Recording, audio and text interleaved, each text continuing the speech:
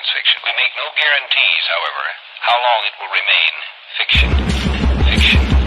Fiction.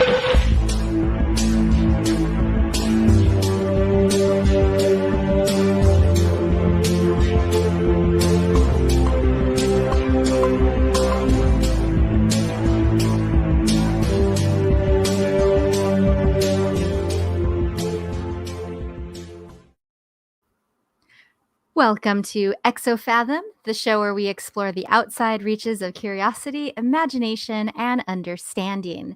Tonight, we're going to be talking about the myth of the Mothman, the tragedies, possible miracles, and meaning-making around it. Can we have miracles without tragedies? Does meaning-making help us survive tragedy?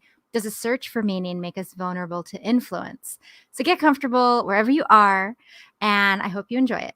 As you can see, too, we are launching video for the first time today. I am still pretty sheepish about it, although I should have said giraffe-ish about it because, yeah, I'm just a silly little character here. My two co-hosts, Nick and Mike, how are you guys doing tonight? Hey, it only took us 100 episodes to put our cameras on, but not too bad. Yeah, doing They're good. hard to figure out. Yeah, mine has terrible settings too, so I can't even turn on, like, I have a little cognaut up here, and it's a neon, but I can't turn it on because it's screwing my camera up. So I'm gonna have to figure out something for that. I just live in a cave, apparently. Awesome. Well, great, guys. So let's get to it. Let's see here. I'm gonna go to my summary. And I'm going to move the video. Part of the reason I'm not doing the video is that it is way distracting for my mind. So sorry if you hate giraffes, but I think they're pretty cute. And this one's Christmas themed. So the Mothman is a type of cryptid. What other cryptids are there? I know that like hairy human that's in the forest. What is that? The hairy human. Bigfoot. Bigfoot. I thought you were talking about called me. A cryptid. The hairy human. We go camping, definitely. Yeah. Loch Ness Monster. Nessie. Yes, that's a cryptid. Chupacabra. Skinwalkers. Skinwalkers. Love it. Well, yeah, so similar, Mothman was a humanoid creature that was allegedly showing up in Point Pleasant area, the Point Pleasant area of West Virginia. Some think it was a mass illusion, and there were tons of eyewitnesses spanning about a year, including a husband and wife who were both psychiatric nurses. They claimed that they saw it. So you had a whole town witnessing something, and a lot of the witnesses were really trustworthy. Very odd situation. And the sighting started in November of 1966 and continued into December 1967 when a massive tragedy struck the town. The Silver Bridge collapsed into the Ohio River and it killed 46 people. One of the interesting things about this story is that there were sightings for about 7 or 8 months, and then there was like a 5-month hiatus, and then it reappeared just a couple weeks before the bridge fell. And also on the second appearance, it was accompanied by premonitions. People were dreaming about Christmas presents floating in the water, drowning, and just like a lot of death. So there's a lot of weird stuff going on with this case. Ultimately, the destruction of the bridge was blamed on a dysfunctional eye bar in the suspension chain of the bridge, but a lot of locals felt that there was something sinister at play in this situation and that it might be connected to the recent reports of this creepy creature. People even said that they saw the Mothman standing on the bridge the day before the disaster. More largely, Mothman believers think that the beast is a harbinger of tragedy, and it's rumored that similar creatures were seen before Chernobyl and Fukushima disasters, and some others that we'll talk about in a little bit. But Nick and Mike, have either of you guys heard of this before? Oh, yeah, man.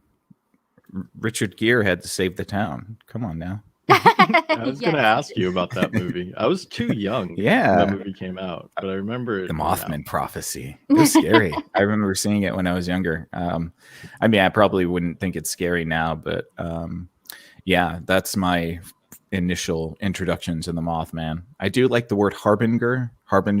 Oops, Harbinger. you lost your anonymity. I know. I don't like this. I'm turning it off. Every time. I want my tea. You drink. And I like my tea. And look, I am still not able to walk, so I'm not bothering with makeup for like at least a year. Because fuck it. Great. Now it's just the void. That's cool with me. Yeah, just pretty much. Black square. I do like the word harbinger, though. I think that's a cool word. And I'm very fascinated with this concept of being a harbinger of death or tragedy. So, yeah, looking forward to learning more. Awesome. Harbinger. It's a weird word, yeah. Yeah, I can know because like my dyslexia. So the first time I read it, I was like, harbinger? Harbinger. Yeah, you can say harbinger. Why not? Harbinger. That's more Nordic. Harbinger. Or makes me think of that's a humdinger. Whatever that is. No. Okay, so cool. Mike, did you want to say anything else or? Well, I didn't have much exposure to Mothman. Like this is I heard about the movie but never heard the case or anything like that. So as far as cryptids go, it's one that I'm probably most unfamiliar with. Yeah, I mean, I would say similar in the sense like I watched the movie and that's kind of how I heard about it. And then I was like, you know what, this could be kind of a fun topic for this week, which, we have Christmas and it's like in the middle of the holiday season.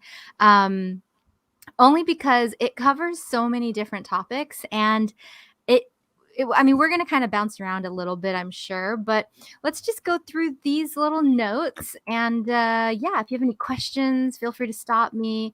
And I hope you listeners out there are going to be thoroughly creeped out by the end of this episode. Or just think to yourself, in time. Yeah, just in time for the holidays. Yeah. It's because I've been watching a lot of anti-Christmas movies like Die Hard and Lethal Weapon. So I'm on a kick right now. But anyway, so early descriptions of the Mothman. So there was a couple that did see this. I believe they were the first couple to witness it. And they called it a man-sized bird, creature, or something. And they were legitimately terrified. They immediately called the police. And interestingly enough, the police listened to them and really investigated this situation.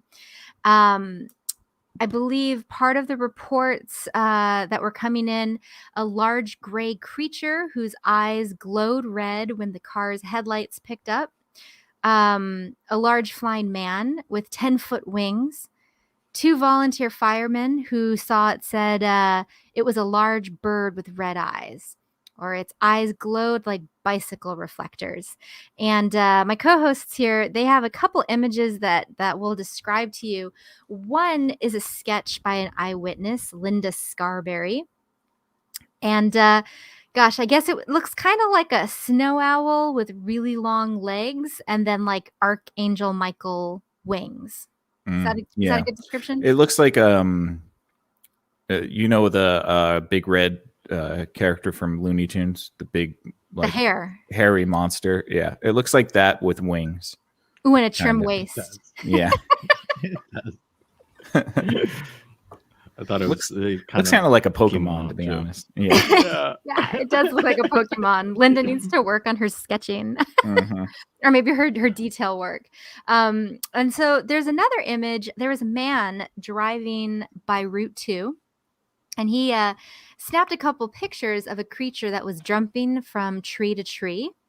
And a lot of people said it resembled the legendary Mothman that had been seen previously. And I don't even know how to describe this. It's like if you took a moth and gave it tiny chicken wings and then said, "Jump, moth, jump."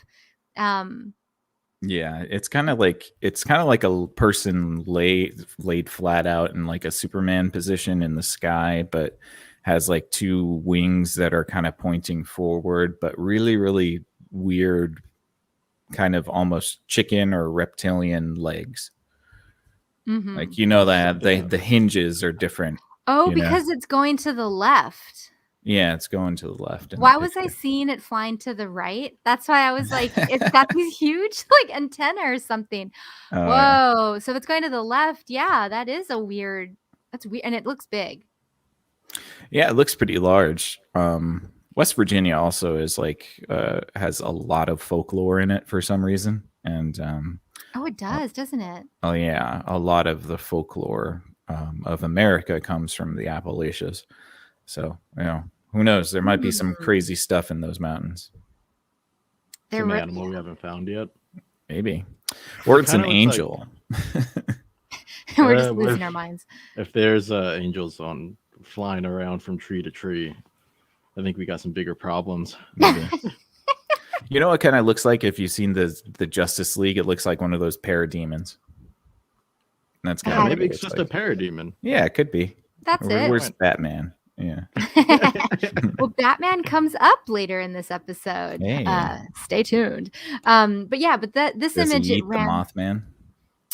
Well, don't want to give it away, Nick. All right. Gotta wait for Christmas. Gotta wait for the presents. No, I'm just kidding.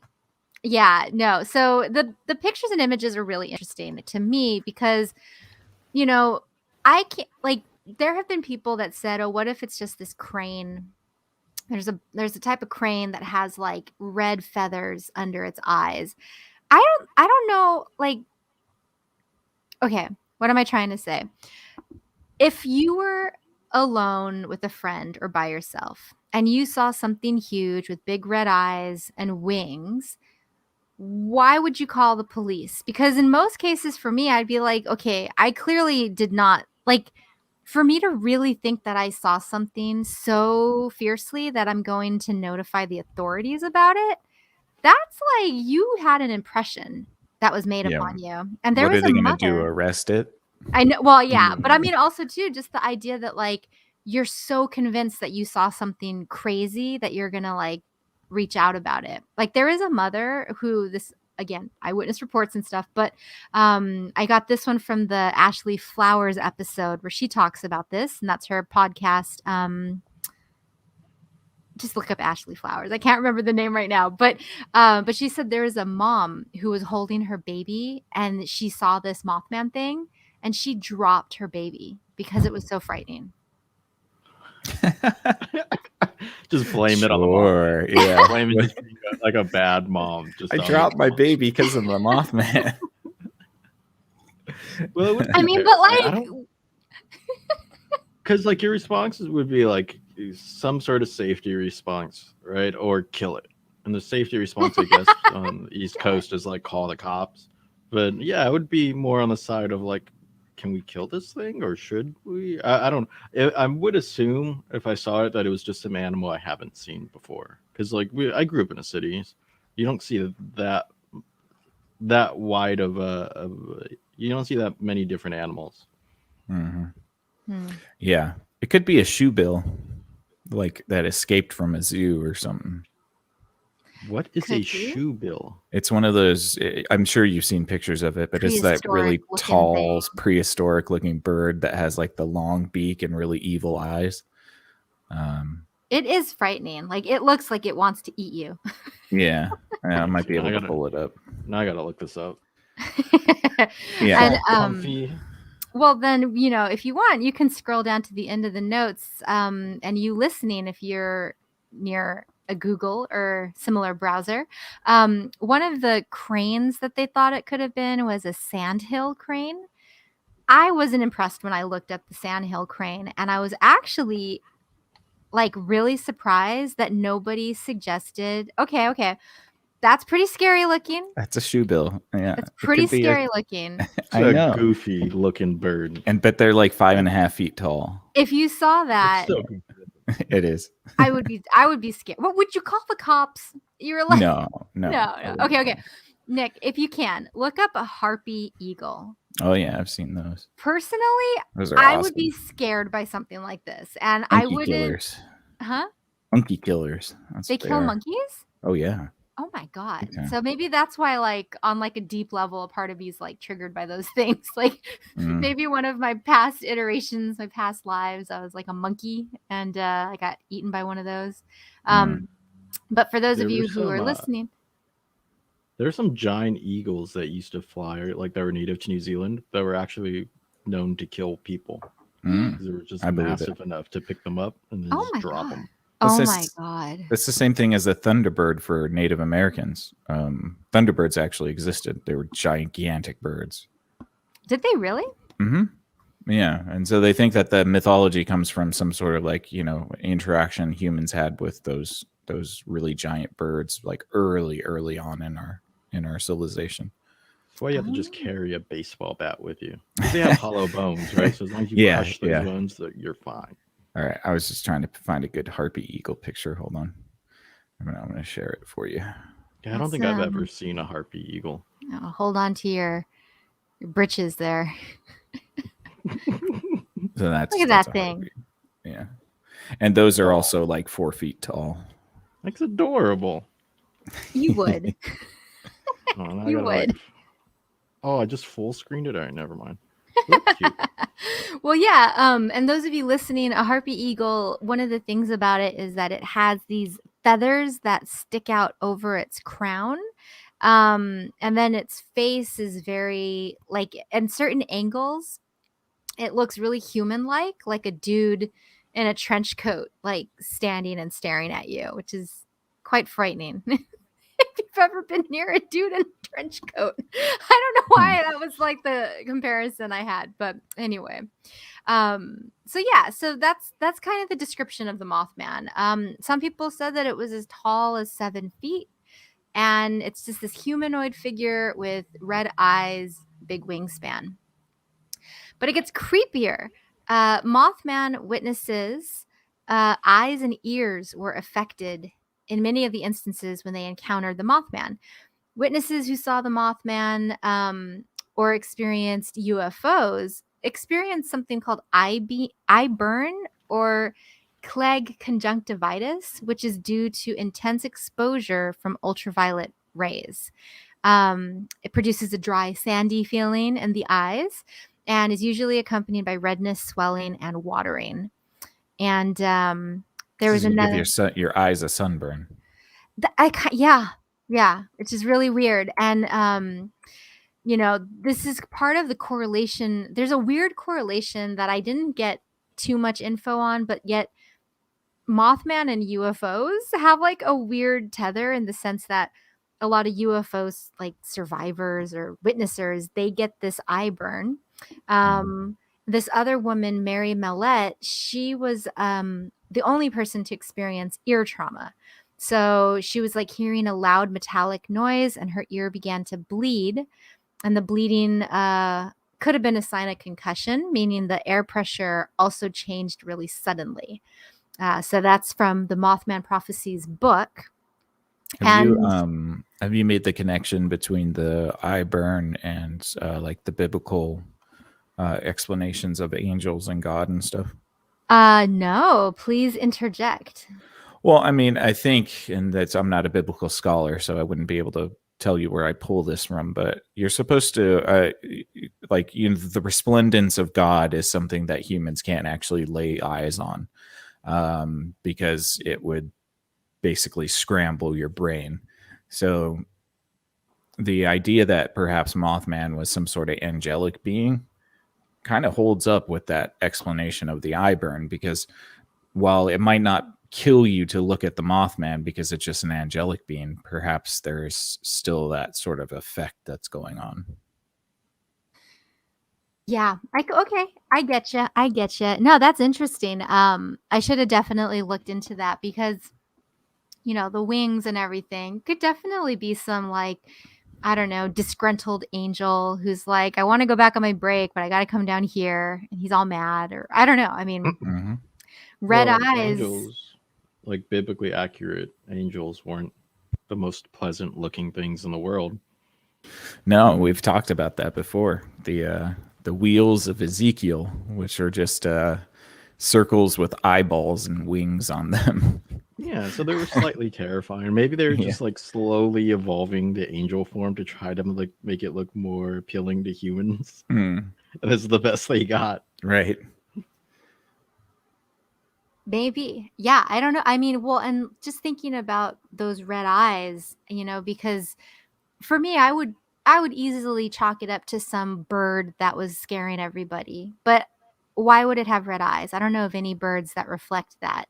And then if there's this like ultraviolet exposure, maybe the redness is like, yeah, like some sort of emission or I mean, and this is the thing about the Mothman stories that gets me is that like I have no way to wrap my head around like all the crazy. There's just a lot that's going on. So like let's get to this next bit, which so this is also from the book.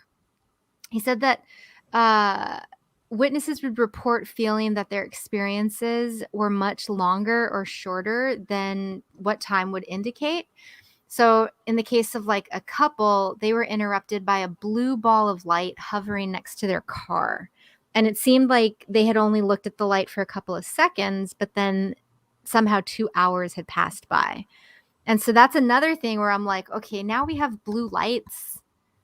And like because people who experience UFOs, they talk about like time lapses. And I'm just like, come on. But if it's true, like, Could also be one of those alien abductions that the government's conducted. what?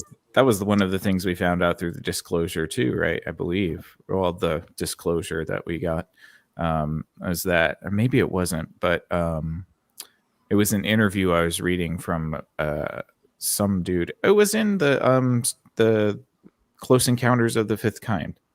It was in that movie. They mentioned that there were government agencies that staged UFO abductions. Oh gosh, I guess I'll have to watch that again. I don't remember that. Mm-hmm. I mean, that would be kind of a cool like. That's a cool job.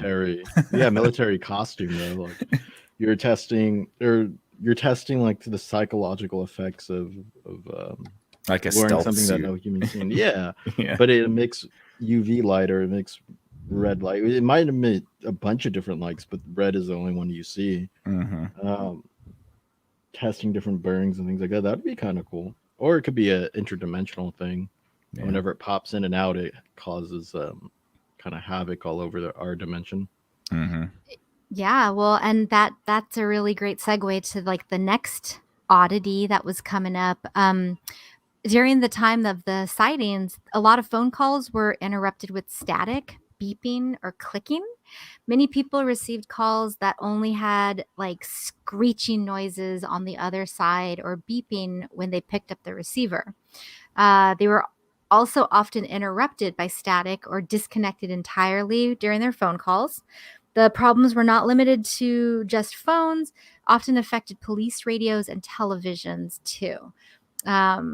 And so, yeah, I mean, like, I think when I was reading this, if I believe everybody and I believe their experiences, like if it really all happened, the only explanation I can think of is like what Mike was saying, is that there was some weird interdimensional ripple, that happened in this town. Whatever it was emitting a lot of radio waves and probably some microwaves too. Hold on, you guys don't get phone calls with screeches on the side? Yeah. We're not single. So anything scarier than that? That is like the scariest thing. I don't know why. My Tuesday morning alarm. Right. Get a phone call and it's just screeching. I just thought that was normal. No, I can't deal with static. I was like 4 years old and there was this massive earthquake. And I remember I was watching Sesame Street, and before the earthquake hit, the TV cut out and it was just static. And then this earthquake starts shaking. And I mean, it was enough. It broke the entire house in half. And like our refrigerator walked into the living room. But the static, like, always stuck with me. Even today, if I hear static, I instantly think earthquake is coming or Poltergeist, because that movie also terrified me. Like an equal level. Static is annoying. I couldn't stand the noise of like the old CRT TVs when there was nothing on it. Or like Oh that yeah. high pitched silent type Mhm. sound, you know? Oh yeah. That like it would go away after you initially turn it off, but then like you never quite know that it's gone away kind of thing. Well, when the TV's on, but it's just like a black screen, and it would emit at like a Oh. really high pitched sound, or to me it was high pitched. I could hear it, and it was like this weird, deafening silence that would get on my nerves after a certain point. Static is just kind of meh, Meh. doesn't I bother like me, it. meh. Yeah. But it Meh.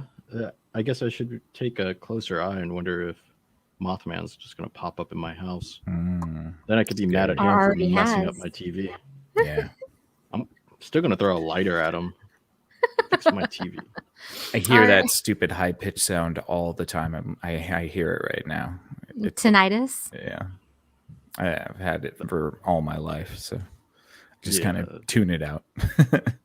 I like it. Sometimes it could be like well, someone told me that for them it was a stress detector. And sometimes that person is right. Like for me, when I get stressed out, it'll Mhm. so I'm like, Oh yeah, you can hear it a lot more when your adrenals are pumping for sure. I kind of like to think of it as the ambient energy of the universe and reality, just kind of reminding me that I'm plugged into something. oh, I thought you were gonna say that you've just been around loud music way too much for your Yeah, life. that maybe that.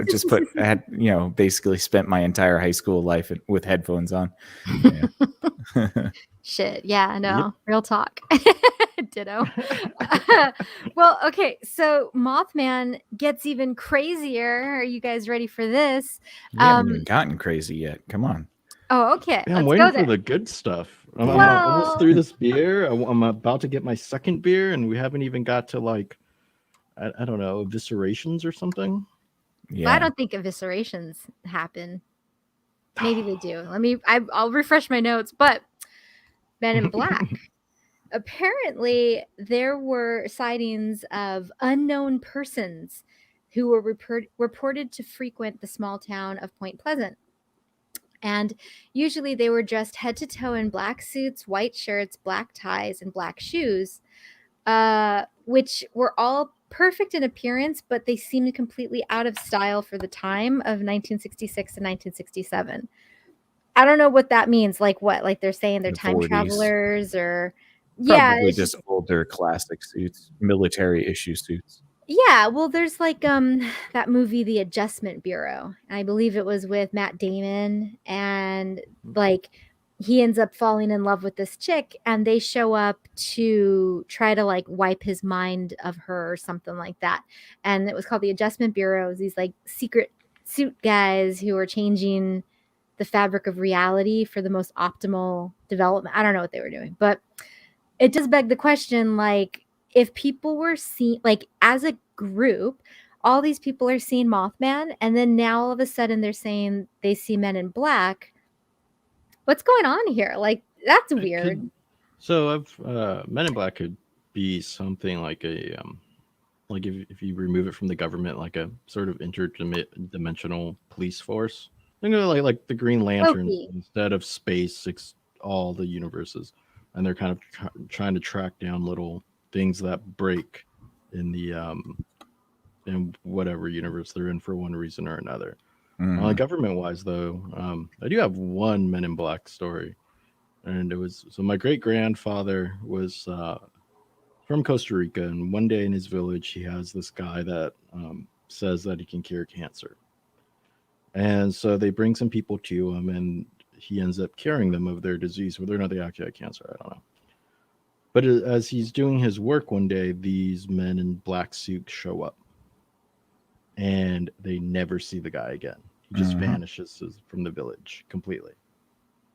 Yeah, That question then becomes like, what are they tracking down, and what are if you want, I guess, take the Loki example too, right? Because there's some police force in that does the same thing or something. There might be bad things that can happen if humans are allowed to kind of defeat disease. If we have nothing that can kill us. But I can see why they would want to chase down something like a Mothman if it belongs in some other parallel universe. Yeah, their rituals at Bohemian Grove went a little bit too far, and it unleashed a Mothman on America. No. That would be an amazing movie. It's just like two, Illuminati guys that are like, "Damn it, we unleashed the Mothman at our drinking party last night." They have to go and like join up with a couple men in black to hunt it down. I'd see that movie. I would see that movie. You have to add like that Sam Raimi Evil Dead twist where the Illuminati guys don't say the words right. Like they were trying to get like some owl man or something. Yeah. And they bring in a Mothman. Yes, exactly. No, we said Moloch, not moth. Oh no. The best part would be it's not just that they mispronounce it, it's like the guy hiccups as he's saying, because like Moloch, if you had a hiccup halfway through, you could totally say Mothman. Moloch man. I don't know. That was my attempt at a hiccup of it. That could work. Yeah, I think it works. Okay, cool. Well, so that's like the Men in Black weird thing. To me, just before you jump off of that, but I was gonna add to it, but go for it. Go for it. No. If you're gonna add to it, I can wait. Go ahead. Okay.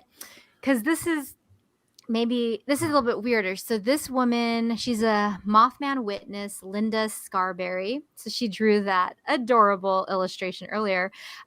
She said that the Men in Black wore black suits, black hats, and sunglasses. They drove Cadillacs. And she said they looked like human beings, but their skin was somewhat transparent. You could see the veins in their hands very clearly. Their fingers were longer than a normal person's fingers.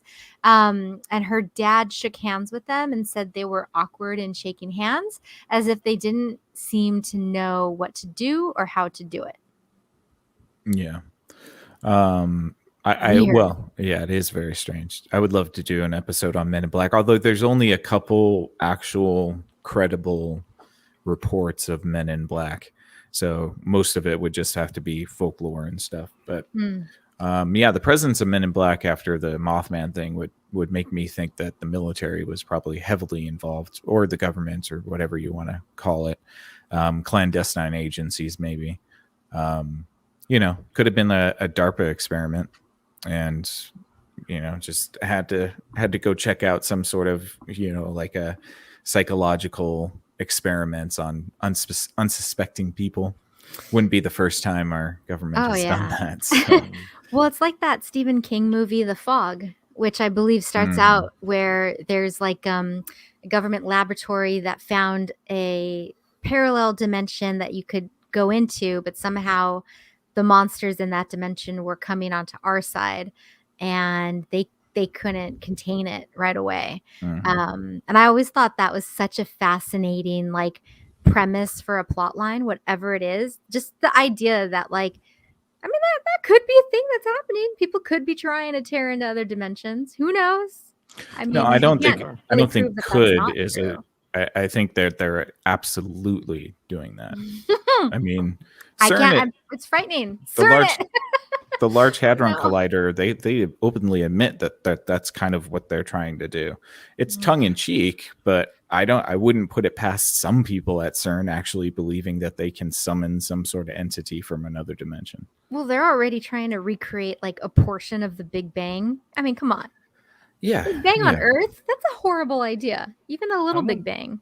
Does it break any of like the Geneva codes? I'm sure it's fine.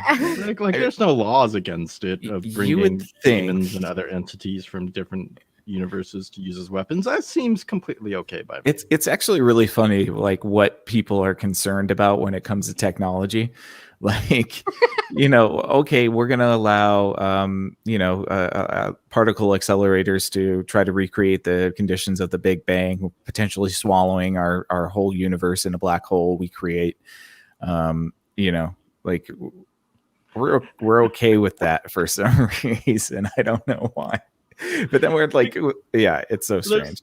There's no like long-term suffering though, right? Like if you create a black hole, then what you got like 5 that's it minutes at most, or you think it's milliseconds? I think it's probably instantaneous. Yeah, you see, then you don't have anything to worry about. We all get spaghettified. Oh, that would be horrible. And I think you're onto something, Nick, about this idea that like, why are we okay with that? And yet, a space-time rip that generates a Mothman is like out of control, ridiculous. Men in Black, Yeah. ridiculous. And what I actually, towards the end of this episode, we'll get into a little bit, but we can just prime it now, is this idea that like, once you introduce an idea that's a little bit, that was fringe and then is like not fringe, you open the door for a lot of not fringe stuff to suddenly be open for reconsideration. I don't know. Is that like a fair thing to say? Yeah, I mean, it's like the concept of like, once you find out one, thing that was considered a quote unquote conspiracy theory, you think about what else could have been labeled that when it wasn't. Yeah, or even just like on the physics side, for those of you listening, if you're not a fan of conspiracy theories, you could also be thinking about like laws of physics that were once true, and then a new telescope is invented and suddenly we're like rethinking, I don't know, magnetic resonance and gravitational waves and like exoplanets. We just found water in like a subterranean canyon in Mars. Like, stuff is changing all the time, and like, if there's now water on Mars, that's like even more proof that we're not as special as we think we are. And anyway, point is, Galileo at one time was a conspiracy theorist, right? Mm-hmm. Right, absolutely. And so I think it's just interesting, and we'll get into this a little bit later, but I'll prime this too, is that a lot of these sightings were happening in the 60s. The Cold War was getting started in like the late 40s, 50s. And some of this was like,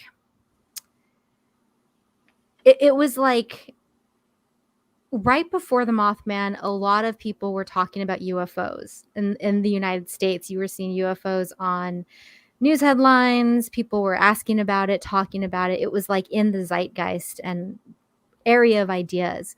And I think that like at the time, it opened the door for a lot of other stuff to come out, because to me, Mothman is this, because of all the different craziness around it, it's either a one-off space-time tear that's like super crazy, or it's the product of like humans thinking about stuff, being primed to think about. Well, we can get into it later, but I don't know. I mean, like, just a little bit from both of you. Do you think that like it was something that wasn't a real event, or do you think it was something psychological, like a mass hysteria or something like that? Well, I mean, the convenient answer would be mass hysteria, right? That's the easiest way to dismiss it. I would say due to the timing and really this is the heyday of the military, especially with their sort of like Project Stargate and stuff like that, where they were going into the esoteric and the metaphysical to look for, edges in war. I mean, we spent decades looking into the metaphysical and the occult and all of that stuff to try to find things that might give us an edge in warfare. So it's not beyond the realm of possibility for me to like consider the idea that this could have been a clandestine psychological, experiment. Maybe there was some tech that they were trying to test out, and what better way to do it than to do it on unsuspecting people? Especially if you're not really intending on killing those people, but trying to study the effects of whatever you're testing out. Okay. Yeah. I would like to think though that it was all real. That they accidentally like pulled something from some other universe, or just popped up here on its own, and people legitimately started to lose their shit because they've just never seen a creature like that before. That's possible too. Yeah. You got to think about what these. The woman that dropped her baby. Yeah. Like, yeah, she thought she saw something. Well, I'm even throughout mythology and all of our storytelling, there's always been creatures that have caused mania and panic and psychosis. So, for that to be a part of this as well, perhaps there an opportunity for us to consider that we've been visited by monsters many times in the past, and perhaps they all have the same sort of MO, which was when they arrive, they start to make the human population they're around go crazy. Yeah, I could see that. Well, yeah, I mean, you think about like what must it felt like to have been some of the first humans to discover dinosaur bones, Like that'd be pretty trippy. I mean, I'm low key convinced that our dragon mythology was somehow inspired by found dino bones, but Mm-hmm. I thought you were gonna say that by like found dinosaurs, like found Yeah. dinosaurs. like That's there's, inside like the earth. one or two left. Yeah. You got to go into you have to go with the rock to do the it. middle of the earth. Stupid. Well, okay, so back to the Mothman. I don't think I have too many other I guess yeah, I talked about the premonitions that people were having. They saw people drowning in the river, Christmas packages floating everywhere in the water. And so I just wonder, do you think Mothman was good or bad? I mean, because like if humans were getting premonitions and there was that big gap and there was this creepy interface, like my read on that is like, yeah, okay, well, Mothman comes down, maybe it's an angel, is trying to help, but he's terrifying everybody. And he keeps trying like different people and they're like just hearing screeching. So like it disappears for a while to maybe charge up or retry again. Then it comes back, suddenly you have premonitions and this accident happens. But even if it was good, it wasn't effective because 46 people died. And if it was bad, why is it announcing that something terrible is going to happen? Like, why did That's it need to do certainly that? not bad. If it was bad, it would have killed all of those people. You mean Why more would- than 46? Well, it I didn't- mean all the people that bridge killed witnessed. 46 people. Yeah, I mean, Well- all of those people who witnessed it, they would have been dead if that was an evil entity. Why not kill them? 2 witnesses said that it was like chasing their car, and one of them claimed that it had claw marks in its car after it like tried to attack them. Pixar, it didn't happen. Shut up.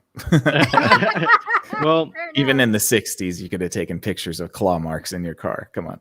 well, if it was demonic, demonic entities like feed off of fear. Like there might not be A need. a need to kill it, and there actually might be an incentive to let the thing live, so Mhm. that it can go spread these like terrifying stories.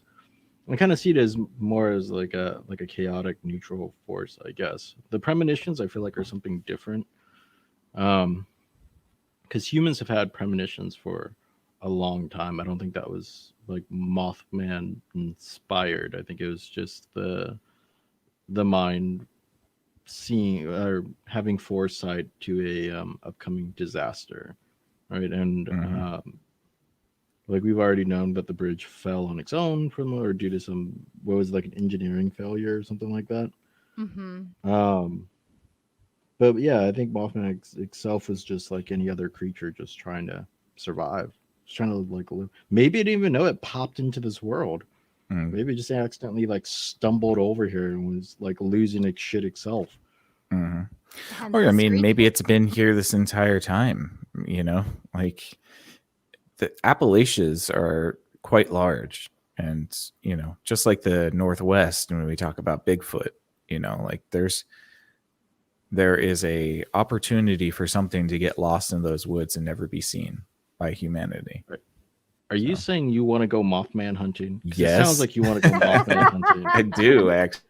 I would love to see the Smoky Mountains again, to be honest. I went there when I was little, and it was gorgeous. Definitely go check that out. Mm-hmm. There's a trail Cave I would like to systems. do. The There's Appalachian like a Trail. 6-month trail. Yeah, Mhm. that'd be awesome. They have one on this side, the Pacific Crest Trail. Goes to Yeah. from Mexico to Canada. I want to do I both. feel like the Pacific Crest Yeah. Trail is like a little bit more The Appalachian saturated. Trail is harder. Yeah, I would the imagine. Pacific Crest, yeah, the Pacific Crest Trail is the hardest in the Sierra Nevadas, though, So. as you have to go up over Yosemite, basically, or over the Sequoias. Sorry. Yeah. Even if you go like when you go farther north, if you leave at the wrong time, you could get snowed in up there. Oh yeah, for sure. You have to plan it out really. But it would be amazing. I would love to go Mothman hunting. Let's go. capture one. That'll be our first Exofathom field trip. Oh my god, that would be fun. Can we do a shaky cam on that one, like Blair Witch? Yes. Oh, the Blair Witch was filmed in West Virginia, so there you go. Uncomfortable. We're standing still and we're still shaking the camera. As long as Mike agrees to have one where like his beard has like some snot on it, you're just like breathing heavily, really close. I thought you were gonna cast me as Bigfoot, and I was like, that's a little mean, don't you think? Oh, I'm sad that you thought that. No, I would never. What? I'm not good enough to be Bigfoot? I would never. No, you could totally be Bigfoot. I mean, come on. You can be whatever you want. Yeah, it's all right by me. I can't be a Mothman. You can be whatever you put your mind to. Yeah, grow some wings and then talk to me. All right, I'll be right back. Yeah, okay. Yeah. Well, cool. Well, okay. So I'm going to talk a little bit about some of the alleged Mothman stories that are outside of West Virginia. Now, I will be upfront by saying that, according to some sources, these are all stories that started after the Mothman Prophecies movie that mentioned these and made these up.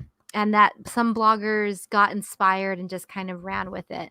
Creepypastas. Yeah. Mm-hmm. But one of them alleges that the Mothman was seen by workers and residents before the Chernobyl disaster, which was the world's worst nuclear disaster that occurred. There's a really well done episode on HBO about it. I still haven't seen the last episode, but most of it was really good. And it was said that the residents were seeing something very eerie in the days prior to the explosion. A bizarre winged creature was seen flying over the town on numerous occasions. A few workers at Chernobyl also allegedly saw the same creature hovering over the plant. Let's see. And even stranger, those who claimed to have seen the creature were reportedly plagued by nightmares and harassed by incessant threatening phone calls after they saw it. Many claim the creature resembled the man-like bird with red eyes, and some refer to it as the blackbird of Chernobyl, and wonder if it was the same creature that was seen before the Silver Bridge accident. I mean, it would make more sense for it to show up in Chernobyl than a tiny town bridge accident. You know what I mean? Like, right. If it's a harbinger for tragedy and death, then it would make more sense for it to show up at Chernobyl. Mm-hmm. I don't know why it went to West Virginia for, I mean, no disrespect to the people who passed, but 46 people was, Maybe not like an entire city. I think that he could have delegated that to one of his minions. Maybe it has to build energy, or maybe it was like a young Mothman versus like a more mature Mothman. There you go.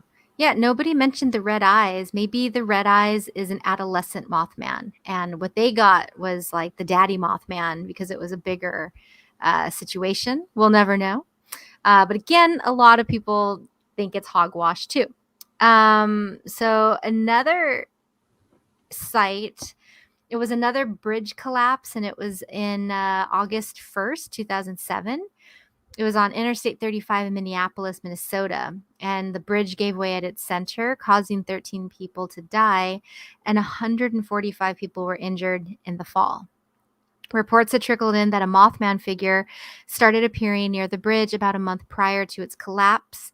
Skeptics dismissed the creature as a large heron or crane, but some believers began to theorize that Mothman could have been a paranormal entity rather than a cryptid, that he could have arrived to warn of the impending danger, or perhaps was he present to prepare for the bridge's collapse? Yeah, again, I mean, I love this idea that, like some crazy gargoyle creature just shows up right before a tragedy. And, like that's a pretty cool story. I don't know. I mean, like if I saw a Mothman chilling on my nearby 405 don't go that way. Yeah, I might skip it for a month. Yeah. Is there a grace period? Does he have like a window of time where it's like, is it like The Ring where like 7 days? And then... No, I don't know, man. like so in the West Virginia one, he popped up, nothing happened for 7 months. He went away for 5 months, and then when he reappeared, it was about a month to the day that the Okay, the so collapse those happened. okay, so that's to me is grasping. If it's a month, no. I think it has to be within a certain amount of days. In my Well, opinion, because I it's think like well, okay, to be fair, what happened was he had reappeared a month prior and appeared more frequently, getting closer and showing up on the bridge. So, like, let's say there were 40 reports, like a good 18 of them were on the bridge leading up to the accident. But as a month prior, it was like it showed up and it was getting closer and closer. maybe But it's yeah, a death feeder. a what? Right. Death feeder. Ugh, It's just waiting like a vulture. Wasn't that's creepy. wasn't there something about time dilation though? Yeah, there was. That couple, they witnessed it. They looked at it for 2 minutes, like how you feel like 2 minutes would pass, but then they looked at the clock and 2 hours had passed. So Yeah. time, So that speeds up. whole Slow. month thing, that you don't know if like how it exactly how it affects, True. right? Because we have a sample size of just one. So to the Mothman thing, like it could just that 1 month could be one moment in time for it. Groovy. That's really creepy. Like if you think about it, if that were possible, it Or would they make were just having sex and they needed an excuse for why they were in their car for 2 hours. It was the time dilation, man. That's why I didn't get home on time. Sorry, officer. Wow. Yeah, Yeah. no, absolutely. Absolutely. Well, yeah. And let's see. So, okay, we talked about it being a warning or a doom instigator. And so just thinking about like tragedies that happen, I was thinking about this in the movie, which I wasn't able to get any real life confirmation, but we can still touch on it. In the movie, they basically it's like more people could have died, but because of all of the paranormal activity, there's a woman that gets a premonition and she's able to warn a good number of people not to get on the bridge right before it collapses. And so that got me thinking about this like idea. And again, part of why this is like in my mind, a great Christmas episode is that you can have miracles, but doesn't a miracle usually require a tragedy? Like the USA Olympic hockey team sucking for so many years and then finally beating Russia. I mean, that was And then the making miracle on ice. Yeah, right. And then making a movie called Miracle. Aw, Yeah. I need to No, watch that. Sounds fun. I wonder because there's certain things like there's ancient miracles, there's like biblical miracles, like turning water into wine didn't require a tragedy, and making 2 fish into a basket of fish wasn't a tragedy, and walking on water wasn't a tragedy. So I don't know. But I are mean, like those miracles or are they just consider technically miracles. witchcraft? I don't. Okay, well, if you want to use the term miracle, it comes from these stories. But what These about healing a Abrahamic leper? stories. Look, I Yeah, am that's a true heathen. I did not grow up with any of that stuff, so forgive me. Yes, no, I forgot. You're right. The origin of a miracle is biblical. Yeah, right? it's within those stories. Yeah. Okay. Yeah, you need or the Deus Ex Machina, right? you need to like transcend some sort of dire situation, right, or something like that. Yeah. I mean, yes and no. But I mean, like, wouldn't the walking on water also be a miracle because it's signaling somebody to usher in better times? I mean, Meaning times had to be bad for them not to be good? What? This is a stretch. Walking A little on bit. water. A little bit. That's a stretch. I mean, it's just doing an impossible task. It's doing the impossible, something that's not possible. So yeah, I mean, I just don't understand. Like, Jesus Like isn't a beating show the Russians at pony. Lake Why did he? No. right. Just don't understand why, like, that's... Well, anyway, I guess, but maybe that aside, like, in modern day times, if something were a miracle, to me, a miracle is like somebody surviving in insurmountable odds, or Mhm. like you just did on Screen Time Continuum, one of our sister podcasts. They were doing that guy. He got lost in the Amazon for like 6 Mhm. weeks, Yeah. and he should Jungle. have died by all accounts, and he didn't. And like that's a miracle. And it just, to me, I was just pointing out, the dichotomy. You can't have such this great thing without this horrible thing happening, or can you? Or Or maybe just a big obstacle. Like it's the conquering of an insurmountable obstacle. So the concept of walking on water, well, that is technically insurmountable because nothing walks on water. So yeah, you can apply that. You can apply that to any sort of situation. Well, As except long for as those it's lizards. Those lizards can run on water. they can, but they can't walk. They can run. They need to be very quick. they're unable to mosey on water. Yeah. Well, I asked that because so since that horrible tragedy, the town has somehow, like, I don't know the history in terms of like when it all started and happened and transitioned, but it went from this horrible tragedy to present day. They have a Mothman museum, a Mothman festival. They even have a statue of the Mothman in the middle of town. And one could argue that this is a real life example of a miracle, and that the town took a tragedy and turned it into like a point of community or culture or economic tourism or whatever. They ended up owning the tale and saying, this is part of our story and we're sticking to it. And I don't know. I mean, like, what do you think about that in terms of, and this is why I talked about meaning making earlier, whatever was happening, it's interesting that this is so much a part of the identity of this town now. Yeah, it would seem that the Mothman becomes like a totem of sorts to sort of carry the psychic energy of that event, plus the communal knowledge that something weird was going on.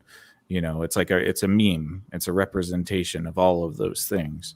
And so, yeah, it would make sense that humans, like when especially something tragic happens or something significant, we can just say significant. When something significant happens, it's almost like we do try to create a symbol for the explanation of that thing. Same thing with Roswell, right? You get the Roswell is just a pit stop in New Mexico, but you'll see gray aliens everywhere. You'll see Right. UFOs everywhere. I do And want to so- go to Roswell one of these days and like sit at a diner and have an Yeah. alien burger or something like that. But like we dump all of that energy into those symbols. So now when you see a UFO, you think of Roswell, you think of New Mexico, you think of all that stuff, because we just kind of we're good at stacking meaning onto symbols. I wonder though if the Mothman returns, right? If when it goes to a certain location or some other bridge or whatever, they like halt traffic across that bridge and get a bunch of engineers to inspect it. I wonder if like there's That now would be some smart. new. Yeah, maybe he's an interdimensional building inspector. Yeah. And he's like, He's guys, just I there was with the calling clipboard. you. He's like, you guys aren't up to code with this. I'm gonna have to write you up. Those red eyes are actually like just specks to see. Yeah. He's like, guys, I use the red eyes. Like, they use it for stop signs. Like, stop, do not go. Yeah. I don't know why they didn't understand. These stupid humans. No, I mean, I like that. And it gets into a little bit of like the why. So we touched on this, but like theories arose that Pleasure Point might have been a portal to an alternate realm, and that the Mothman creature, coupled with reports of UFOs, poltergeists, and bizarre light phenomena in the area, was somehow connected to the tragedy. Some wondered if the Mothman was responsible for the bridge destruction. Others hypothesized that despite the frightening appearance, he might have been sent to warn the town. And as the legend grew, the question surrounding Mothman's intentions remained to this day a public fascination. And so, I mean, we kind of touched a little about that. I can get into some other stuff, but just before I go on, yeah, did you want to add anything to that? No, I can only think of having like a shirt that has Mothman with a clipboard and it says Interdimensional Building Inspector. Do it. I'm gonna make that a sticker or something. I I'm love just gonna it. keep creating Exofam stickers. Yeah, no, Gotta I'm get a that big merch out. sticker fan. Yeah. Merch. Oh, I love it. Okay. Okay, so imagination. Okay, so getting into the why. Imagination gone wild. The Batman had come out around this time. The Batman. It was a TV series, fictional superhero. Y'all know who Batman is. There was a villain in the TV series called Killer Moth. He didn't appear in the TV show, but he was in the comic books. And some think that the minute that this killer moth came into like our psyche, for example, that it started to color our experiences of stuff like this Mothman. So do you buy that? Do you think that a comic book could have really elevated imagination and the receptivity to a Mothman in real life? Power of I suggestion. mean, it sounds a lot like playing video games makes you violent, you know, like those comic book kids reading their comic books, they're gonna rot their brains out and think there's a Mothman in the woods, you know. Okay, but you've played that VR game where you're like that robot assassin. Yeah. I'll tell you, after I play that game, I'll walk by a stapler and I want to be like, hwah, hwah, hwah. But it doesn't make me want to kick my dog, you know. No, that's true. But it can like so like things like vampires, right? Like look at other sort of mythical creatures. The stories that told around them can kind of paint the ideas of them, but they have to be widespread. And I don't think at this time or whenever Killer Moth came out that there's a bunch of people reading Batman comic books. I don't think they're reading like the Killer Moth thing. If it's like some sort of very small group of people with strong occultic powers that will this in and they just like the idea of the Killer Moth, and maybe, but I don't know. I guess I don't know. I'm kind of stuck in the middle with that one. Like I can see where it can inform people. I just don't see where a lot of people are reading the comics about it. Yeah. And again, to me, like, I don't see why a mother would read comic books and be like, oh, now I'm seeing Mothman and dropping my baby all over the place. Or maybe that's why she actually dropped her baby. Like she saw some super rare comic and she was just like, I gotta grab that comic. Maybe. I mean, it's hard for me to believe, but it's in the realm of possibility, right? Truth is stranger than fiction. But I also think about like the psychiatric nurses that swear they saw this thing. You know, I think again, like it's so easy to dismiss this story and be like, this is just not real. It's crazy. But then like you start reading about these experiences and you think like, well, okay, if one of these witnesses was my nearest and dearest friend, and my nearest and dearest friend is telling me they saw something crazy, I'd be more inclined to believe them. But could that power of suggestion make me then start seeing this and believing in it? And is that how stuff starts to like erode our common sense? So like if you're because like you have to entertain the idea, right? Or you can't entertain the idea without bringing it in as belief. But too, if you're also just in the woods, outside of that weird picture we saw, you can begin to hallucinate things. It's not completely uncommon. And if your friend told you the story about a crazy Mothman type thing, and you hear some noise out in the pitch black, it's creepy. Like you can start to build a hallucination where maybe you just see a small bit of some animal's reflective eyes, but to you they start to turn red, and you start to build up the image in your mind, that sort of thing. But I'm not saying that it couldn't be real. It could be real, but I can see where that susceptibility can play in certain cases. But in like in a city or in a wider sense, I can't see that completely fooling everybody unless you have constant repetitive input of data. Right. Yeah. If like that's what everybody's talking about all the time, every day, which they could have. It's a small town. It could have just been everybody was about it and seeing it and adding to it, kind of like the witch trials, like there wasn't really anything going on, allegedly, but people were definitely convinced, and just makes you think. And small town gossip was one of the things. There's this history student that did some research on the Mothman folktale. He talked about it as a folktale for that area. And there are people who saw something and it's unclear what they saw. That's what he was saying. He's like, I'm sure there are people who report seeing these things for the attention, and then there are people in between. I wouldn't be surprised if one of the motivators for the spread and incubation of this myth is the small town. Everybody knows everybody, and here's something interesting. Eventually, following the collapse of the bridge, it became, here's the meaning to why this something bad happened. And then even from there, it becomes an economic draw for this town, funding tourism, festivals, things like that. So again, it's like, yeah, is it just a way that these people made sense of things? I think there's an inclination for smaller communities to create mythologies, right? I think, like Mike said, it doesn't necessarily work in the big city as much, or maybe it works in different ways. It doesn't go to the fantastical. I think you could probably create mythologies around other stuff in cities, but in small communities, it would seem that there's a lot more folklore that happens. And maybe it's just because when you're in a small community, you tend to trade experiences and stories more. And so those stories kind of go through the telephone game, and over time they may get embellished and elaborated.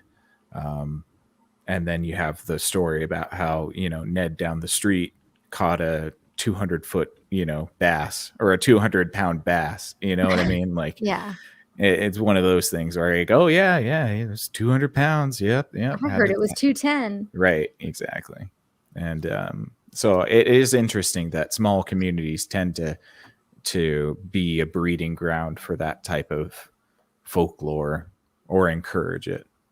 Yeah, and then too, it might be a human nature thing, right? Because we would blame the gods whenever lightning strike would happen in the forest we were living in or hunting in, all of a sudden just caught fire.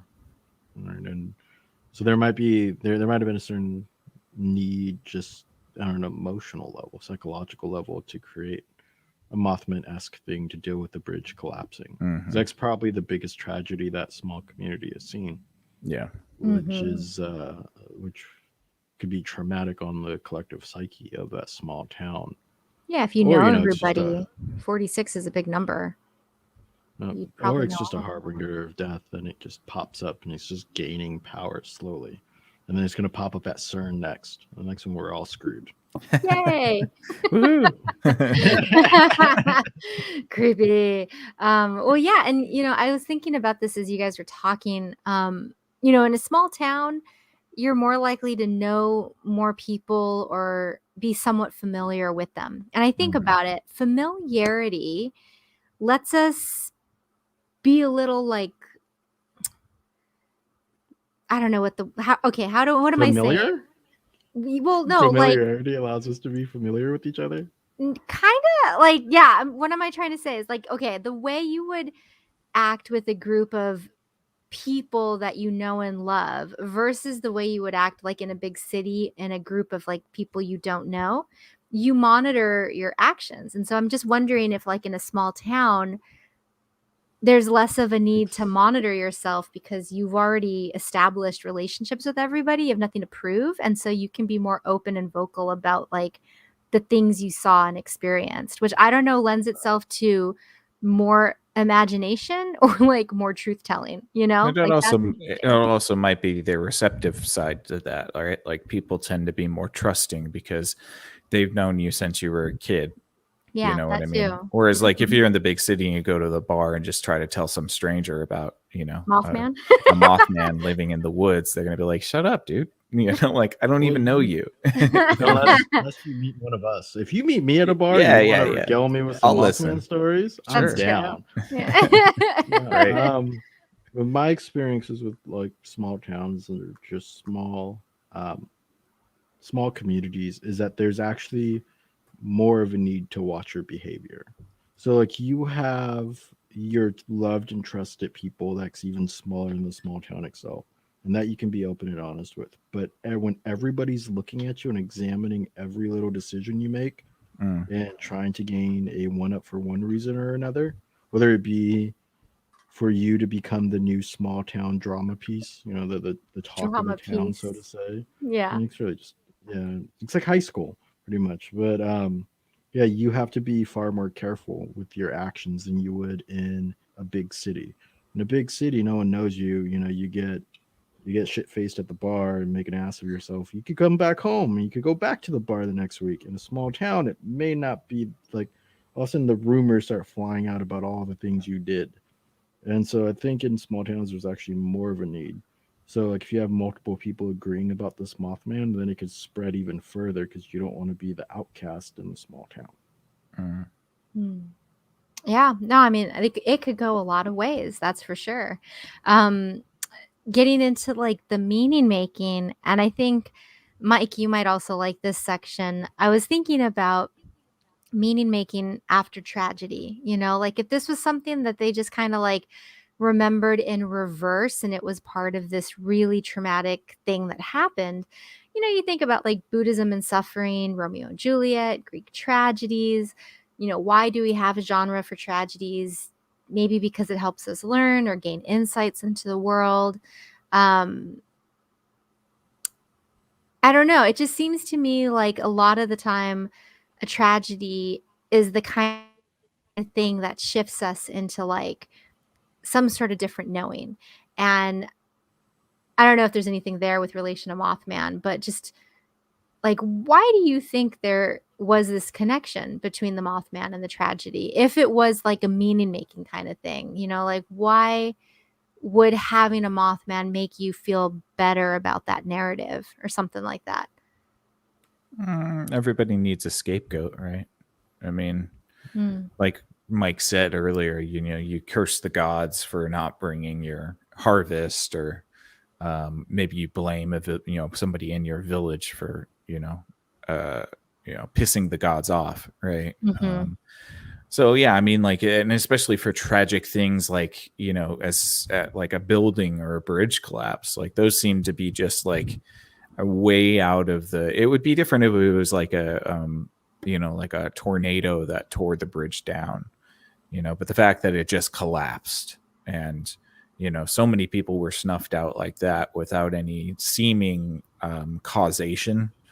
I think that leads the brain to go to supernatural mode in order to justify it, because it'd be one thing if you could see over time like the cables of the bridge fraying, and people were just ignoring it, and you could see it decaying over time and rotting away, and then it finally collapses. Like somebody who Yeah. was paying attention would be like, okay, well, that's not supernatural. But if you couldn't see those symptoms, Mm. then the action of it collapsing like that would feel supernatural. And then it just kind of feels like the best response is to add that supernatural element as the cause. Hmm. And it gives it direct meaning, right? Like the Mhm. Mothman did it. And it The allows you, Mothman did it. yeah, it allows you to like psychologically heal. It lets you get past the event. It has like all those little purposes. Hmm. Um, Hmm. yeah, Yeah. bringing the Greek tragedy light. They've recovered now. They have a statue. They have all this stuff, and I'm sure they're far more mindful about their civil engineering. True, true. Yeah, I think that, tragedy, it reminds us life isn't safe and certain all the time. Security is kind of an illusion and world is chaotic. But that in the face of these kind of turbulent realizations, we can still extract some sort of order or control mechanism, and even if there is none to be found, we can create something for ourselves. And there's a nice quote from Nietzsche. It's to live is to suffer, to survive is to find some meaning in the suffering. And I kind of like that in terms of just like coping with that kind of stuff. Um, me see here. Okay. So that was kind of just a side divergence.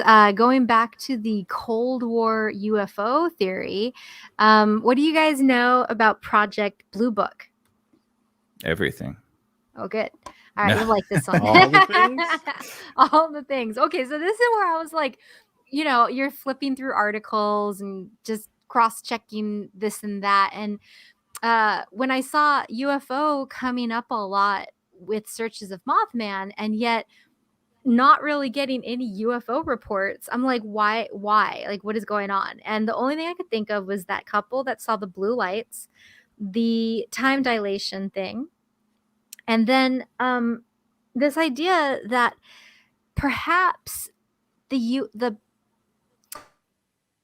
post Cold War or mid Cold War primed people for like a mass hysteria, and that once UFOs started being acceptable to talk about, it opened the door on all this other stuff. And interestingly, that was a concern echoed by CIA's Office of Scientific Intelligence, who said that the real enemy is, quote, hysteria in relation to UFOs.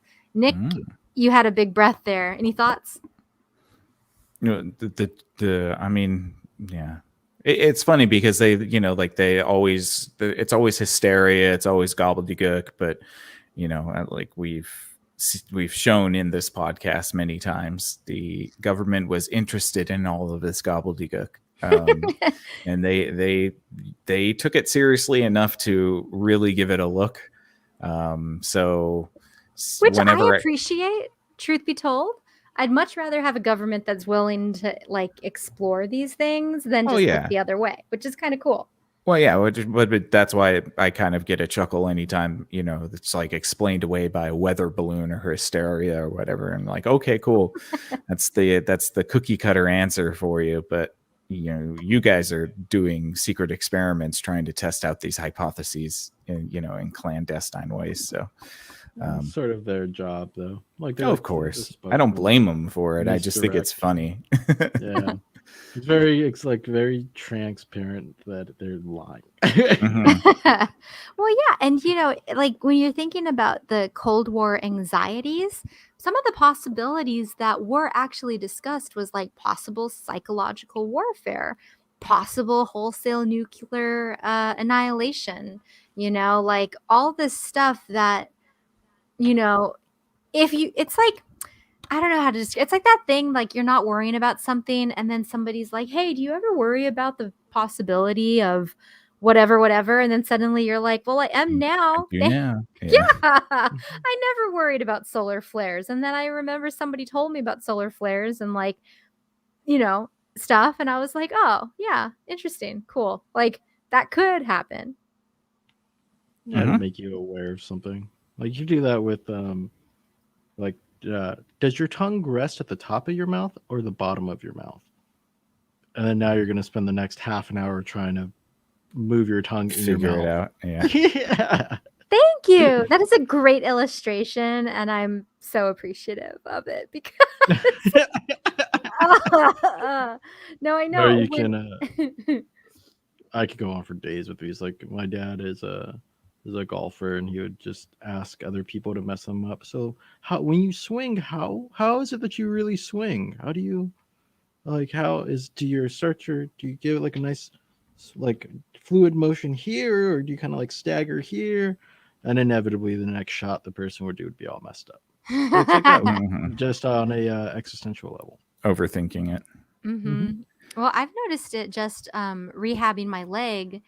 It's like you don't use something for months on end, and then you're trying to do it. Like, atrophy is not just muscle loss. It's like that mind control loss. There's stuff that like you theoretically could do, and you can do it under certain conditions, but like you can't do it. Or like there were times where the PT would say, okay, go ahead and start doing this. And you try it, and like your brain's thinking it and like nothing's happening. And then you get like a small movement, and then you're like, oh, there it goes. Now it's working, but that delay, kind of a time dilation now that I think about it, like what is that? I don't know. It's just use it or lose it. But anyway, but yeah, and so like I was thinking about this. Let's see here. So the real enemy is hysteria. Project Blue Book, basically all it was is that you had this Cold War anxiety, and the US started to worry about like just national hysteria. We still need people to go do their jobs. We need families to function, people to pay their taxes and like be even keeled about stuff and be happy, hopefully too. So they decided to collaborate with a professor of mathematical physics at Caltech. His name was Howard Percy Robertson. And he just gathered together a group of non-military scientists, and they would tackle, in this case, UFO sightings, often debunking them and explaining like what was going on. So like, for example, there was a UFO sighting in Great Falls, Montana, and they said that the film actually showed it was sunlight reflecting off of the surface of 2 Air Force interceptor jets. So just getting the smarties to kind of protect the general public and let's see, and to avoid panic and hysteria. But it's just interesting because such a program was geared at reducing the current gullibility of the public and their susceptibility to clever, hostile propaganda. That was a report, I believe, through this program. And I just thought that was interesting in the sense that, like, one, how gullible are we really? And how susceptible are we to this kind of influence of extreme paranormal, like Depends on who's giving the information, right? If you follow authority, then if an authoritative figure says something, then more than likely you'll believe it or do it, whether it's true or false, which makes you susceptible to propaganda via authority or rhetoric by pathway of ethos, right? You have ethos, pathos, and logos. Whereas like the mother who has a kid who's crying in a store because they want some candy is susceptible to influence by pathos and therefore susceptible to emotional propaganda, and then the intellectual would be susceptible to logos propaganda or propaganda by intellectualism, which is like the fake white paper reports and things like that. So not strictly authoritarianism, or not strictly authoritative propaganda, but rather intellectual propaganda. If it looks real, like real research, and it feels like real research, and it must be. This is like what secret companies would do, right? Where they go, there's no conclusive evidence of any sort of lung cancer for years and years, and they have their scientists and stuff. It's just propaganda, but intellectual propaganda.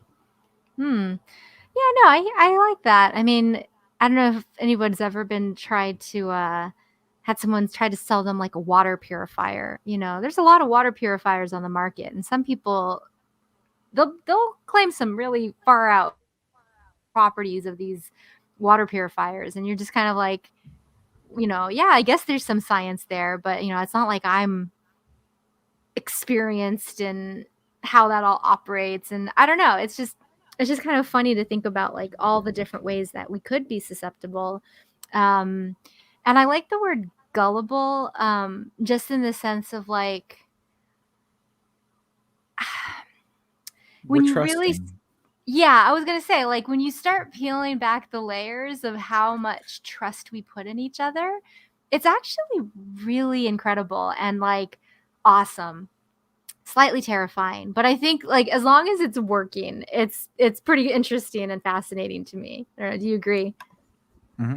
Yeah, well, like Mike said, we're usually trusting of authority, and so yeah, it can translate as something good, but it can always be abused. Yeah, like look at when we drive on freeways, right? You're trusting random strangers literally not to drive into you at 60 plus miles an hour.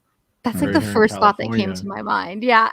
70 to 90 miles an hour. And then you can get into like some weird nasty territories, like kindness, for example. Kindness is great, but if you abuse it, you can kind of appear kind to somebody and then behind their back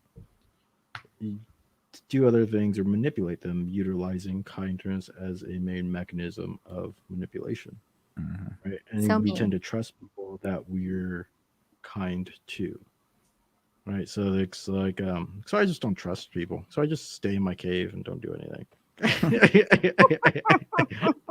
But no, like there's blocks of like we really are. We want to be trusting beings because we're social beings. We needed we for the longest time needed small communities just simply to survive. Mhm. I just have to say that's a pretty good t-shirt idea too. That's why I just stay in my cave. Just, Hmm. Just a pair of red I eyes like. out of a cave. There you go. Yeah, actually, yeah. It was like a little like white line for a cave and just two eyeballs. This is why I stay in my cave. Well, yeah, well, yeah, and like it made me think about like, is this Mothman a case of mass hysteria for a town? We've seen this happen before. There's the dancing plague of 1518, the witch trials in 1450 to 1750. You ever think about how long those lasted? Apparently, there's this thing called the Irish Fright in 1688. It was in England and parts of What? Wales. Yeah, in December 1688, during the Glorious Revolution, false reports that Irish soldiers were burning and massacring English towns prompted a mass panic in at least 19 counties. Thousands of people arming themselves and preparing to resist non existent groups of marauding Irishmen. Don't know There you how go. that got started, crazy, crazy. Salem witch trials. There was a thing called the Great Fear, which was just a general panic that took place between July 17 and August 3rd of 1789 at the start of the French Revolution. Just called the Great Fear. Are you not sure that's not the Reign of Terror? I mean, if the Reign of Terror happened in 1789, it could be It did tomato, right before the tomato. French Revolution. Yeah. Do you know The- anything else about it? Yeah, the Reign of Terror was when basically the bourgeoisie killed a lot of the proletariat and vice Oh versa. no! The Wait, the proletariat. bourgeoisie killed the Yeah, proletariat? yeah, because communism is bullshit. No, But that's an inversion though. That's like, I don't know what that would be, it's but always an inversion. It's well, always an murder is inversion. just bad. But yeah, Of course it is. But it was also the other way around too. So there was a lot of murdering, a lot of like violent acts in public leading up into the French Revolution. They called it the Reign of Terror. jeez Louise. Well, yeah, I mean, more history. There is also this thing called the Hammersmith ghost hysteria. November 1803, stories of ghost sightings in the Hammersmith neighborhood of West London began to circulate. Many people assumed the ghost to be that of a recent suicide victim buried in Hammersmith's churchyard, which was in accordance with the popular notion at the time that suicides should not be buried in sacred grounds because their souls would be unable to find rest there. All witnesses reported the ghost as being very tall and clothed entirely in white, with some adding horns and glasses to the mix. As more individuals came forward to claim that they had not only seen the ghost, but had also been assaulted by it, alarm rapidly turned to widespread panic and finally mass hysteria. Fearful residents responded by taking up guns and monitoring the area. The reaction resulted in one member of the public, Francis Smith, shooting and killing a bricklayer by mistake, thinking he was the ghost. If you look up examples of hysteria, it is a long list. Why? That I'm is just but I'm a just few. glad that Why would you shoot at a ghost? why not? If you got a gun, you should do it. I'm glad that TV was invented. I'm glad that TV was invented, man. It made us so much more docile. Like, could you imagine your life? It's just like somebody comes into town and says there's a marauding bunch of Irishmen coming for you, and you have to like prepare your village for a siege that never comes. And so like the rest of your life is dedicated to the Irishmen that are never going to attack your village. Right. Trolling was so much more epic, though. Yes, it was. Go to town and tell some story like that. Oh my god, because right. Like all you would have to do is like tether your clothes and run to a town and be like, zombies! Oh my god! And then you get them all scared, and then you go to the next town, and yeah, no, you're right. Yeah, no, it's interesting. I don't know. Do you guys have any like favorite historical hysteria moments. Like, that's weird that we do that, I think. Like Satanic Panic is pretty funny. Satanic Panic. Yeah, like was it the 80s, the 60s, 80s, 70s and something? 80s. Yeah. But when all these things are being tied to Satanism, and that Satanism was like rotting the youth, like D&D was actually a mechanism for witchcraft. And another one is, of course, the video games thing. That playing violent video games causes violent behavior. That one's real good in the 90s, because actually you had like Congress talking about it, and like so dumb. People are so dumb. Yeah, hysterias are often tied to morality too, which is, I think that's the vehicle in which that they are propelled in some ways. The dancing plague is a different thing. That's an anomaly I can't explain at all. But a lot of the mass hysterias that happen seem to be tied to a code of morality as well, which might just be morality taken to its nth degree. Yeah, like a slippery slope fallacy of morality. Right? Like if this one thing causes this one thing, then all of the people are going to call. This is happening to everyone. But I think like if one woman starts thinking, they're all witches. Oh my God. The worst.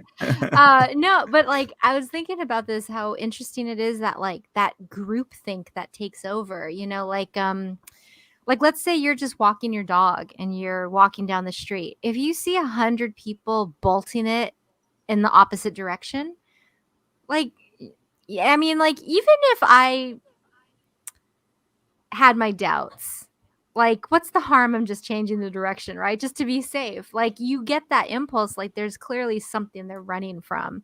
And I think that that's really interesting that we do that. Like, we all still animals do that. It's right, yeah. You'd be overriding biology to not run. Yeah, there's something that gets triggered in us. And I just think that that's kind of cool to think about. Like, we could do a whole episode on just like, what panic is, how it takes us over. But there's actually think about it like pigeons. Although pigeons are gone, we have to talk about that on Next to Fathom at some point. It's really bothering me that pigeons don't exist anymore. But we all knew they were drones. Yeah. All of us. But I mean, back when pigeons did exist, turtle doves everywhere. Did they turn into turtle doves? I don't know. I've only ever seen turtle doves. Yeah. But back when pigeons did exist, all you had to do is clap your hand, right? You clap your hand and they all just fly away. It's that same, flight mechanism that's in all animals, really. Seen in schools of fish too, flocks of birds. Yeah, we have a herding mentality too. Like one of my favorite videos of this is you see all these cars lining up in a lane to get off the freeway, and they can't see the actual exit of the freeway, but they're just lining up because people are also lining up. So they get in there and they're just waiting, and this car kind of pulls out and starts to drive down.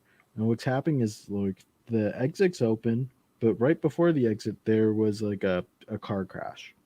So all those people that are getting in line waiting for this, just sitting behind the car crash, they're just sitting there forever. Forever. We have this sort of thing of like, we want to follow what is happening around us, what other humans are doing within our group.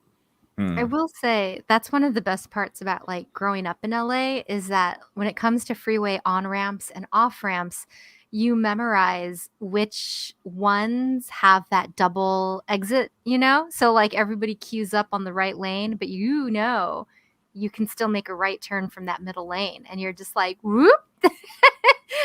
You're like, you go right after the next light. Meanwhile, like everyone has to wait a bunch of lights, and you're just like, you don't have to. One day you'll learn. Yeah. But there's actually a Nobel Prize winning psychologist, Daniel Kahneman, and he won the prize on his research on gullibility. He said that it occurs because we have evolved to deal with information using two fundamentally different systems. So, Mike, I think you'll like this. System one of dealing with info is fast automatic, intuitive, uncritical, and it promotes accepting of anecdotal and personal information as true. This was useful and adaptive processing in our ancestral environments of small face-to-face groups where trust was based on lifelong relationships. But it could be dangerous in the anonymous online world, or maybe a big city. You think about it. System 2 level thinking is a much more recent human achievement. It is slow, analytical, rational, effortful, and it leads to the thorough evaluation of incoming information.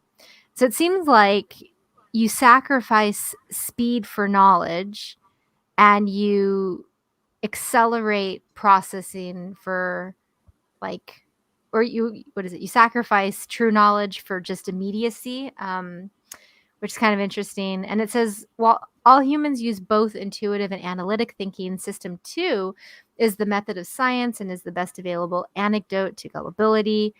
So education tends to reduce gullibility, and those who receive training in critical, skeptical thinking tend to be less gullible. But again, if you have 100 people running at you yelling zombies, you don't see the zombie.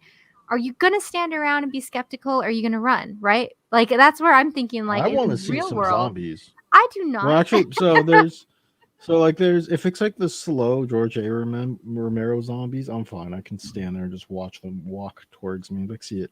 But then if it's like the 28 days later zombie, Hell no. then but I'm still not gonna. I know I can run faster than the people last, so I could stand around and observe and kind of pick, because maybe they're running into a group of other zombies. So maybe you should run to the right or run to the left and not run with them, but just run in any other direction. But it's good to collect information in times of panic like that.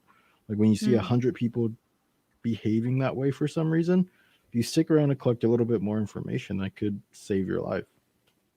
A zombie. So like system 1.5. Yeah, the middle part.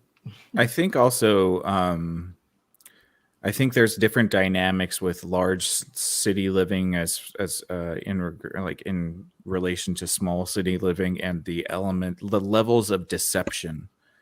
So in a large city, in a larger community where you don't know many people, deception is one of those things that you can't really afford to allow for. Whereas in a small community, if somebody deceives you, you still have to deal with that person on a daily basis. And the community then labels that person as a deceiver.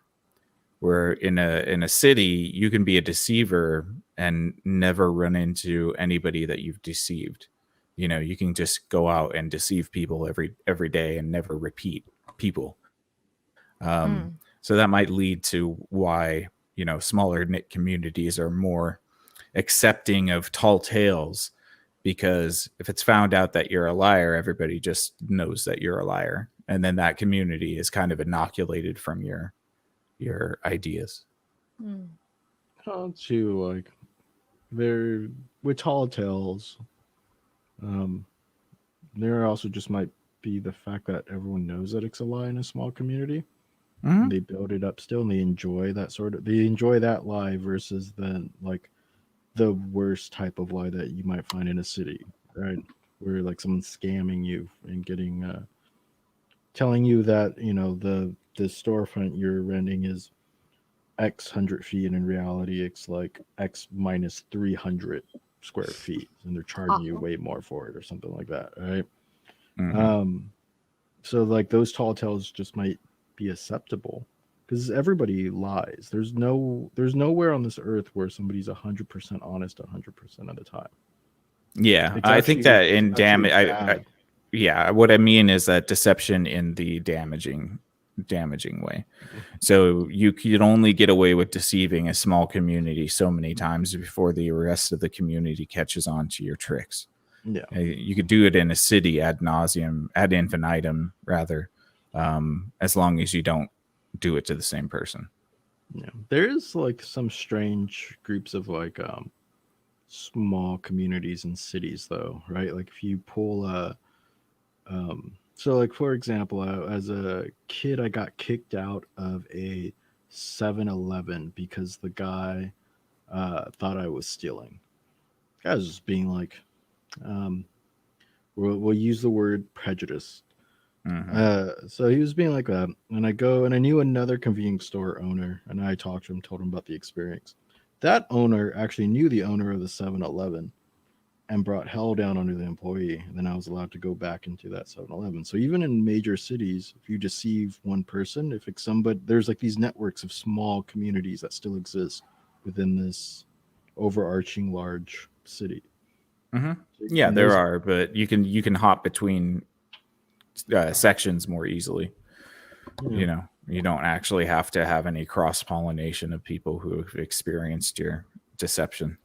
But then I wonder if Mothman then would spread as like if it could spread easier in a city because of There'd that. be because more you can tell photos at multiple people. least. One would hope.